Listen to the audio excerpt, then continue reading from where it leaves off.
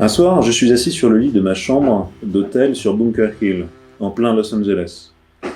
C'est un soir important dans ma vie parce qu'il faut que je prenne une décision pour l'hôtel. Ou bien je paye ce que je dois, ou bien je débarrasse le plancher. C'est ce que dit la note que la taulière a glissée sous ma porte. Gros problème ça, qui mérite la plus haute attention. Je les résous en éteignant la lumière et en allant me coucher.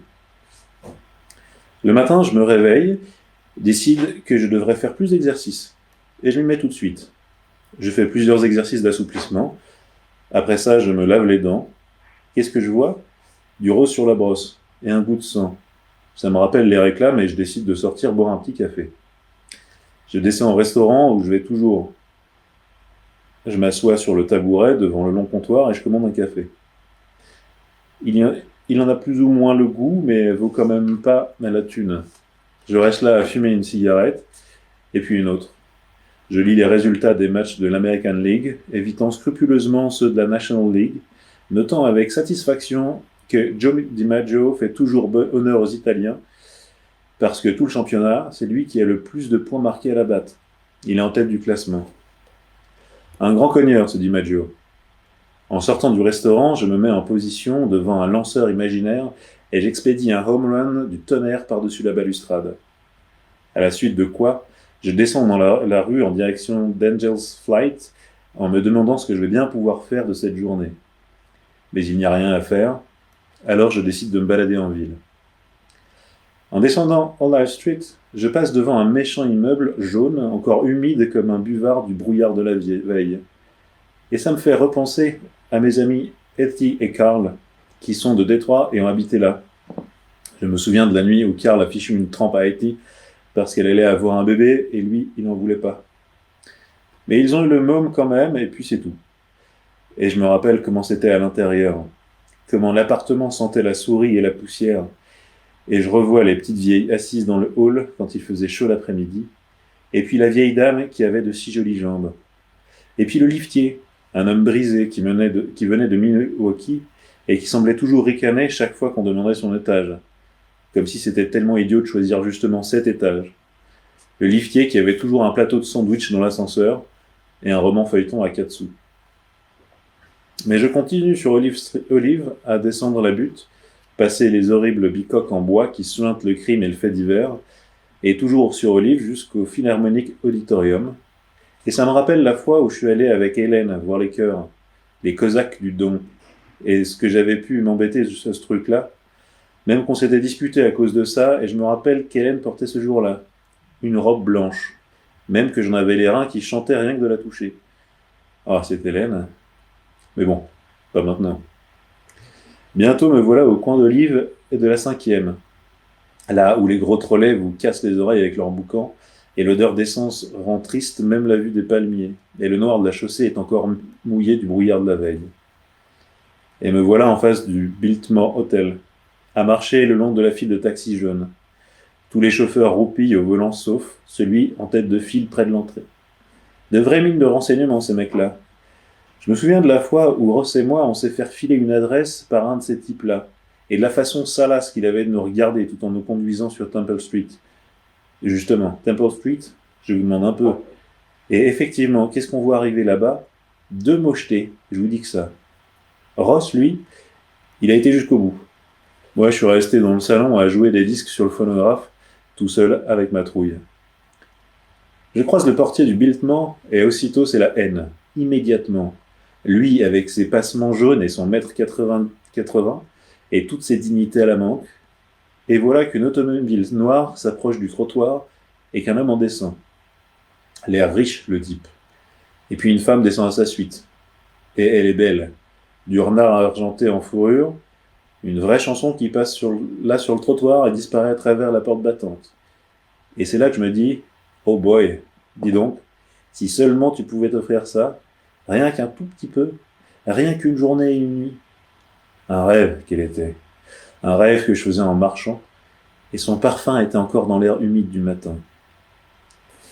Ensuite, je reste piqué pas mal de temps devant une boutique d'articles de fumeurs à regarder l'aventure, et le monde disparaît autour de moi.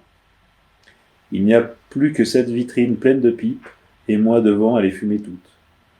Je me vois déjà au grand auteur, très chic, avec ma pipe de bruyère importée d'Italie, et ma canne, en train de descendre d'une grosse voiture noire, et elle est là aussi, pas peu fière de moi, la femme au renard. On signe le registre et on prend un cocktail, et on danse un moment. Après ça, on reprend un cocktail, et là, je lui récite des vers tirés du sanskrit, et la vie est belle. D'autant plus qu'il ne se passe pas 2 minutes sans qu'une beauté me reconnaisse. Moi, le grand auteur. Et rien à faire, il faut absolument que je leur signe leur menu. Et la fille au renard est drôlement jalouse. Los Angeles, donne-toi un peu à moi. Los Angeles, viens à moi comme je suis venu à toi. Les pieds sur tes rues. Ma jolie ville, je t'ai tant aimé. Triste fleur dans le sable, ma jolie ville.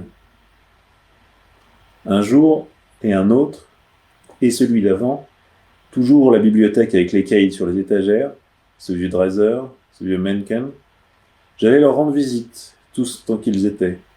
Salut Dreiser, salut Mencken, salut. Il y a une place pour moi aussi sur les étagères, et ça commence par B.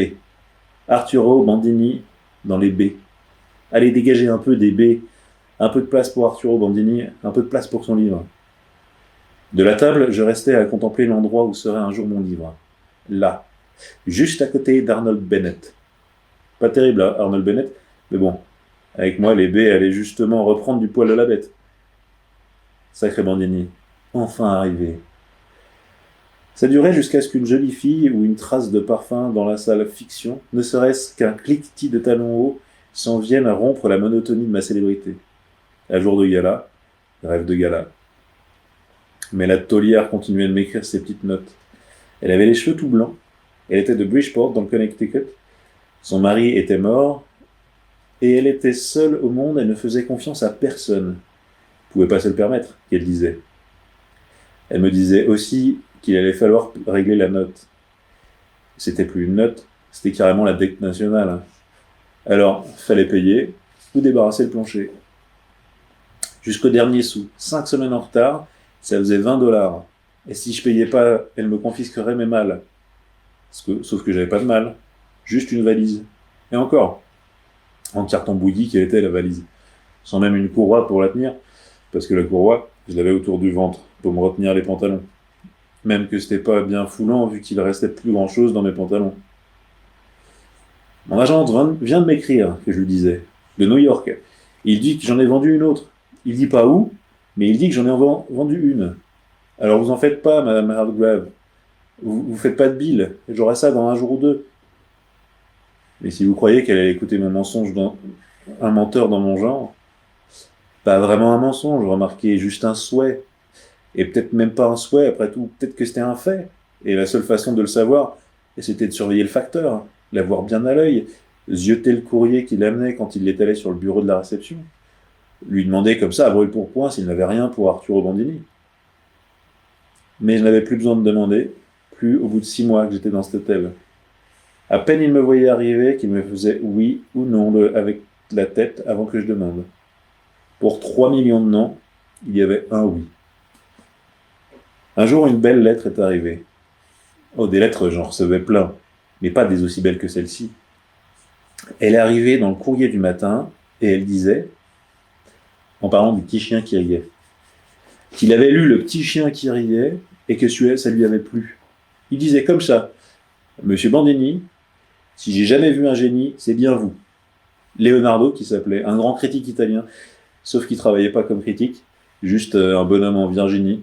N'empêche que, quand il est mort, on a perdu un grand homme et un grand critique.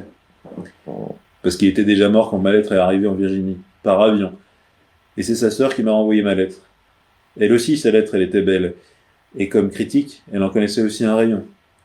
Elle m'apprenait que Leonardo était mort de la tuberculose, mais que jusqu'à la fin, il était resté heureux. Une des dernières choses qu'il avait faites, c'est de s'asseoir dans son lit pour m'écrire au sujet du petit chien qui riait. Un rêve à bout de vie, donc, mais très important. En ce qui me concerne, Leonardo, même mort et enterré, est un saint au ciel, égal à n'importe lequel des 12 apôtres. À l'hôtel, ils l'avaient tous lu aussi. le petit chien qui riait. Tous tant qu'ils étaient. Une histoire à vous faire mourir à chaque page, et pas une histoire de chien non plus.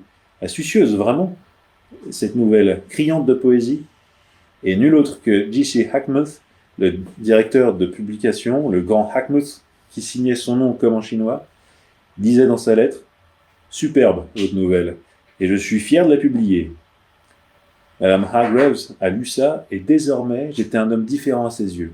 Je pouvais rester dans cet hôtel, plus question de me mettre à la rue. Et tout ça, rien qu'à cause du petit chien qui riait. Madame Granger, la Christian Scientist du 345, des hanches magnifiques, mais quand même un peu vieilles, qui venait de Battle Creek, Michigan, et qui passe tout son temps assise dans le hall à attendre de mourir tout à fait, eh ben, le petit chien qui riait l'a ramené sur terre. Positivement, et cette lueur dans ses yeux m'a confirmé que j'avais raison, que je tenais le bon bout. Encore qu'elle aurait quand même pu s'enquérir de l'état de mes finances. C'est du moins ce que j'espérais. Qu'elle me demande comment ça allait de ce côté-là, même que souvent je me disais « Pourquoi tu lui demandes pas carrément de te prêter un billet de 5 ?» Mais je n'arrivais jamais à me décider et partais toujours en claquant des doigts, de dépit, mais aussi de dégoût pour moi-même. L'hôtel s'appelait l'Alta Loma. Il était construit à flanc de colline, mais à l'envers. Comme ça, sur la crête de Bunker Hill, bâti à même la pente, si bien que le rez-de-chaussée était bien au niveau de la rue, mais le 9e étage était 9 étages plus bas, pas plus haut. Quand on avait la chambre 862, il fallait descendre l'ascenseur et descendre 8 étages.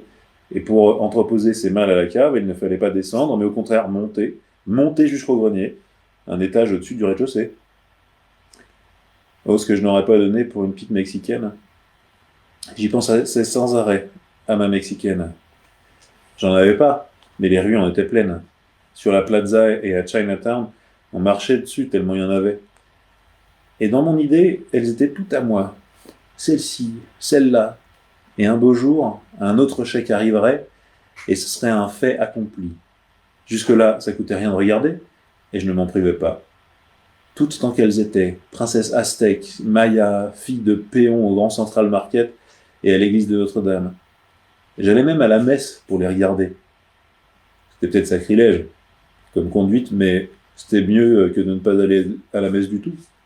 Et quand j'arrivais chez moi, dans le Colorado, au moins je pouvais écrire la vérité à ma mère. Chère maman, dimanche dernier, j'ai été à la messe.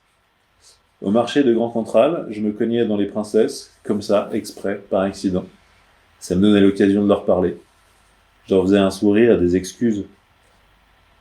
À toutes ces belles filles, si heureuses qu'on se comporte en gentleman avec elles, et moi donc, si j'étais pas heureux rien que de les toucher, de ramener le souvenir jusqu'à ma chambre où ma machine restait là, à ramasser la poussière, et où m'attendait Pedro, le souriceau au fond de son trou. Tout le temps que je passais à rêver ou à gamberger, Pedro me regardait de ses petits yeux noirs. Pedro le souriceau. Bon bougre pour une souris, mais jamais domestiqué. Toujours refusé de se laisser cajoler, ou de faire ses besoins là où il faut. Tout de suite, je l'ai repéré en entrant dans ma chambre la première fois. Et c'était encore du temps des vaches grasses, quand le petit chien qui riait était dans tous les kiosques, dans le numéro d'août. Ça faisait bien 5 mois, presque jour pour jour, que j'étais arrivé en ville, fraîchement débarqué de l'autocar du Colorado avec $150 en poche et des plans grands comme ça dans la tête. J'avais une philosophie dans ce temps-là. J'aimais les hommes et les bêtes tout pareil. Et Pedro ne faisait pas exception à la règle. Mais le fromage a fini par faire cher, surtout que Pedro appelait tous ses petits potes. La chambre grouillait de souris à la fin, alors j'ai arrêté et je leur donnais seulement du pain. Le pain, ils aimaient pas. Je les avais trop gâtés. Résultat, ils ont tous changé de crèmerie, sauf Pedro, l'ascète, qui s'est contenté de boulotter les pages de la Gideon Bible. Ah, ce premier jour, Madame Hargreaves a ouvert la porte de ma chambre et tout était là, tout meublé. Tapis rouge par terre, paysage anglais au mur, et une douche attenante. La chambre était en bas au 6e, chambre 678, pratiquement en bas de la butte, si bien que ma fenêtre était de plein pied avec le flanc verdoyant. Je n'avais jamais besoin de clé parce que ma fenêtre était toujours ouverte. C'est par cette fenêtre que j'ai vu mon premier palmier, à 3 mètres, même pas. Et bien sûr, j'ai essayé de penser aux rameaux, à l'Égypte et à Cléopâtre, mais ce palmier-là était tout noirci aux branches. les frondes toutes jaunies par le monoxyde de carbone qui sortait du tunnel, celui de la 3e rue. Il avait donc le tronc tout encrouté de poussière, comme asphyxié par le sable qu'apporte le vent du désert, celui qui souffle du Mojave et du Santa Ana. Chère maman, j'écrivais comme ça au Colorado. Chère maman, pas d'erreur, ça commence à marcher. Un important directeur de publication est passé en ville et j'ai déjeuné avec lui. Et nous avons signé un contrat pour un certain nombre de nouvelles. Mais je t'épargne les détails, ma chère maman, je sais bien que la littérature ne t'intéresse pas. Pour pas non plus d'ailleurs, je sais bien, mais en un mot commençant, tout ça se ramène à un contrat épatant pour moi. L'ennui, c'est qu'il ne commence à prendre effet que dans 2 mois. Alors, si tu pouvais m'envoyer $10, maman, ou même 5, maman chérie, m'arrangerait beaucoup, parce que mon bonhomme, je te dirais bien son nom, mais je sais que ces choses-là ne t'intéressent pas, est prêt à me faire démarrer sur le plus grand projet qu'il aura. Chère maman par-ci, cher Hackmouth par-là. À 2, il recevait toutes mes lettres, pratiquement tout mon courrier. Sacré Hackmouth, toujours là, avec son œil français et ça au milieu. Le grand Hackmouth, une plume comme une épée. J'avais sa photo sur mon mur, dédicacée. Sa signature, on aurait dit du chinois. Salut Hackmouth, que je disais. Mince, que t'écris bien tout de même. Et quand les vaches maigres se sont amenées, les lettres qu'Hackmouth recevait de moi se sont faites nettement plus longues. Mon Dieu, monsieur Hackmouth, ça va pas du tout, mais alors pas du tout. J'ai perdu tout mon allant et j'arrive plus à écrire. Pensez-vous, monsieur Hackmouth, que le climat d'ici pourrait y être pour quelque chose? Votre avis, je vous prie. Et pensez-vous, monsieur Hackmouth, que j'écris aussi bien que William Faulkner? Répondez-moi sur ce point. Et pensez-vous, monsieur Hackmouth, que le sexe a quelque chose à y voir? Je vous demande ça, monsieur Hackmouth, parce que, et je disais tout à Hackmouth. Je lui parlais de la blonde que j'avais rencontrée dans le square. Je lui disais comment je m'y étais pris, comment j'avais tombé la blonde. Je lui racontais le fond de l'histoire, à part que c'était pas vrai, rien qu'un éhonté mensonge. Mais c'était au moins quelque chose. C'était écrire, c'était rester en contact avec les grands de ce monde. Et en plus, il répondait toujours. Pour ça, il était épatant, mince. Il répondait aussitôt, le grand homme. Il prêtait l'oreille au tracas de l'homme de talent. Des lettres d'Hackmouth, personne n'en recevait autant que moi. J'y sortais souvent pour les lire et les relire et les embrasser. Les larmes aux yeux, je me plantais devant le portrait d'Hackmouth et je l'assurais que cette fois-ci, il avait choisi le bon numéro. Un grand, même un Bandini, Arturo Bandini, moi qui vous cause. Le temps des vaches maigres. Les jours de détermination. C'était bien le mot, ça, détermination. Arturo Bandini, attelé à sa machine, 2 jours de suite sans arrêter, déterminé à réussir. Mais Bernick, ça marchait pas. Le plus grand accès de dure et furieuse détermination de toute ma vie, tout ça en pure perte. Pas une ligne décrite. Juste un mot sur la page écrit en long, en large et en travers. Le même mot. Palmier, palmier, palmier. Une vraie bagarre que c'était. Un engagement mortel entre moi et le palmier. Et c'est le palmier qui a gagné. Là dehors, par la fenêtre, à se balancer dans le bleu du ciel. Le palmier a eu raison de moi au bout de 2 jours de lutte. Finalement, je me suis traîné par la fenêtre et j'ai été m'asseoir au pied de l'arbre. Il s'est passé du temps, 1 minute ou 2, puis j'ai dormi, avec plein de fourmis brunes qui caracolaient partout sur les poils de mes jambes.